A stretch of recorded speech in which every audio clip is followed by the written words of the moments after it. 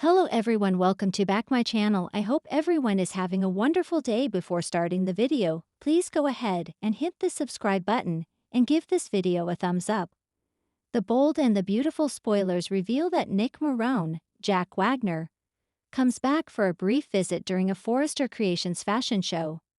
With Nick making a reappearance, could his child with Brooke Logan, Catherine Kelly Lang, also come back? Baby Jack Malone hasn't been mentioned and the birth story is complicated. At the same time, this is the kind of stuff soaps are made of. So let's get started talking about the possibilities. Fans know that Brooke is heartbroken over Ridge Forrester, Thorsten K. Brooke has been left brokenhearted before.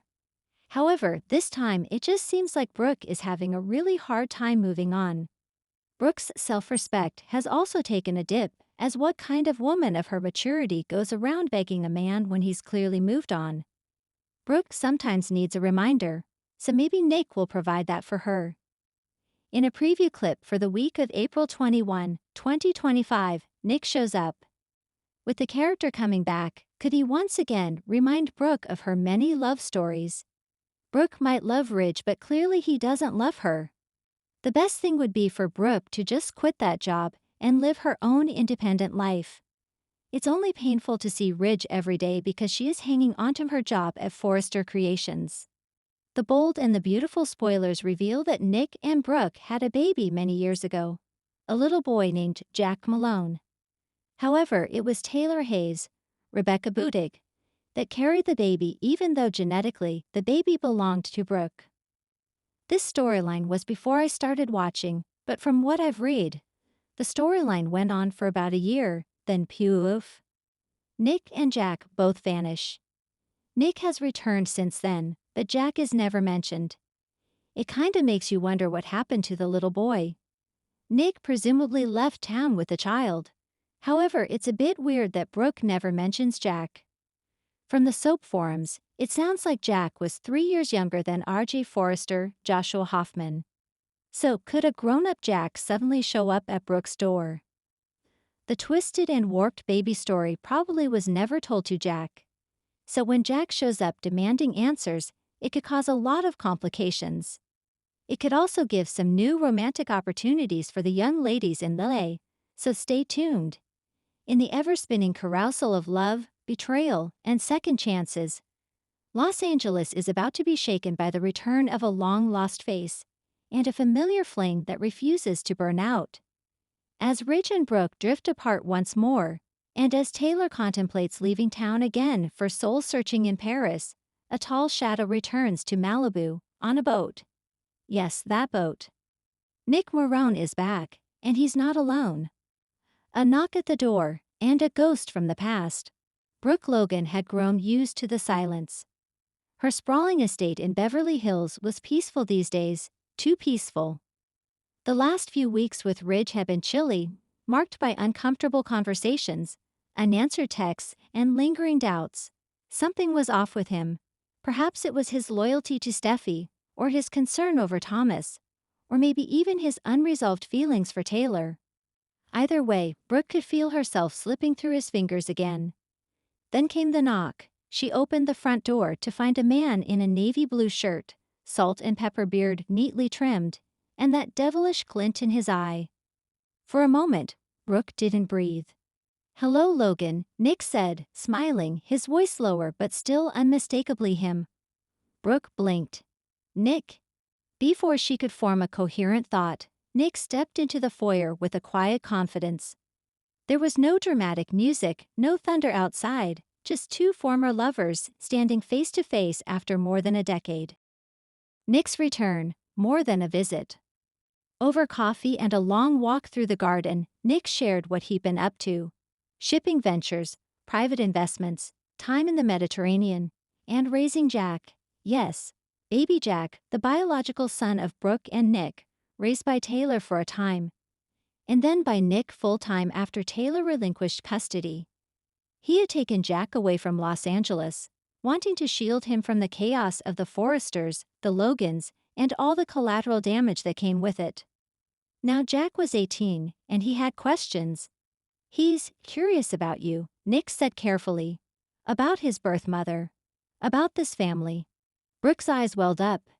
She had tried to move on from the guilt of letting Nick raise their child without her, especially after the complicated triangle with Taylor. But deep inside, there had always been a longing, a maternal ache. "Where is he now?" she whispered. "Down at the marina," Nick said. "On the boat. He's not sure he wants to see you, yet." Ridge's discovery and the green-eyed monster. Of course, nothing in this town stays quiet for long. Ridge found out about Nick's return from Katie, who saw the Marone yacht docked in Malibu. She put two and two together after a sighting of Nick with Brooke at Il Giardino. Ridge's reaction was vintage Ridge, simmering jealousy cloaked in condescension. "He's back for one thing," Ridge grumbled to Steffi. Brooke, he always wanted her. But Steffi, wise beyond her years these days, had a different take. "Maybe it's not about Mom this time, Dad. Maybe it's about Jack." Ridge didn't like that answer. He stormed over to Brooke's house, only to find Nick sitting comfortably in the living room, legs crossed, sipping a scotch as if he'd never left. Brooke's reaction was immediate. She stood between the two men like a human shield. "This isn't a turf war," she told Ridge. "Nick came here for Jack, not me." But Ridge saw the way Nick looked at Brooke, the soft affection. The same glimmer Ridge had when he first met her. It was enough to make him question everything, including whether he had already lost Brooke for good. Jack steps into the spotlight. The next day, Brooke went to the marina alone. There, standing on the deck of Nick's yacht, was a young man with piercing blue eyes, sandy blonde hair, and a cautious smile. He looked like Nick, but his eyes were Brooke's. "You must be Jack," Brooke said, her voice shaking. He nodded. I guess I am." There was awkward silence. Then Jack broke it with a quiet confession. "I looked you up. I read the articles. The scandals, the relationships, the battles with Taylor. I didn't know what to think." Brooke swallowed her shame. "I've made mistakes, Jack, so many.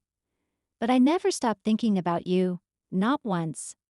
That moment cracked something open. Jack didn't rush into her arms, but he didn't walk away either. Instead, he invited her aboard and asked her questions about her past, about why she gave him up, and what she felt when she held him for the first time. Later, when Nick returned from running errands, he found the two of them laughing softly on deck, eating strawberries, like no time had passed at all. Ridge tries to win Brooke back, but is it too late?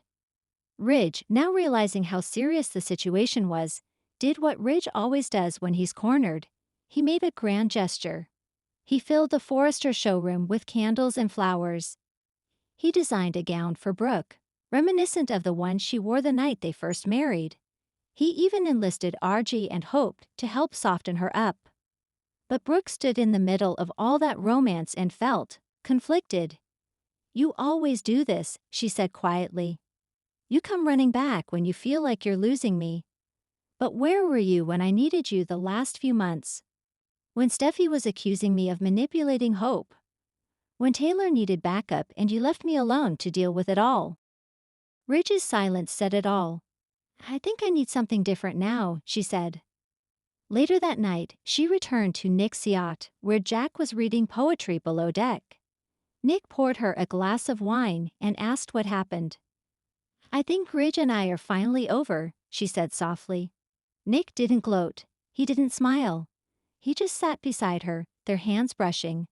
"Then maybe it's time we start again, for Jack, for us." Taylor reacts and offers grace.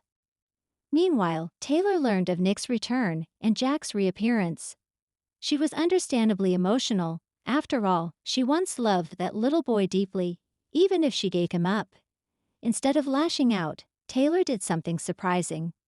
She asked to see Jack. Nick, wary, agreed, on one condition: no guilt trips, no manipulation.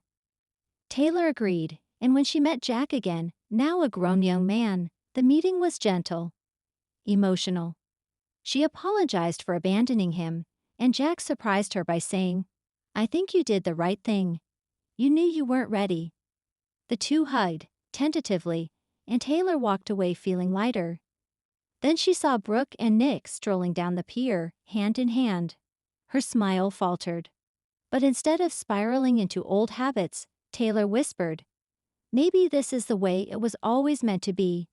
A new family." As Jack settles into life in they, Nick and Brooke begin spending more time together. Dinners, beach walks, even a few nights at her place. There's chemistry, but there's also something deeper, a mature understanding, born from loss, mistakes, and distance. Jack begins bonding with RG, Hope, and even Liam, who shares advice about the complicated legacy of the Logan Forrester universe. And slowly Jack begins to feel like he belongs. As Brooke and Nick grow closer, the town watches, half with curiosity, half with dread. Katie warns her. Donna encourages her. Eric shrugs. And Ridge he watches from afar, furious, but helpless.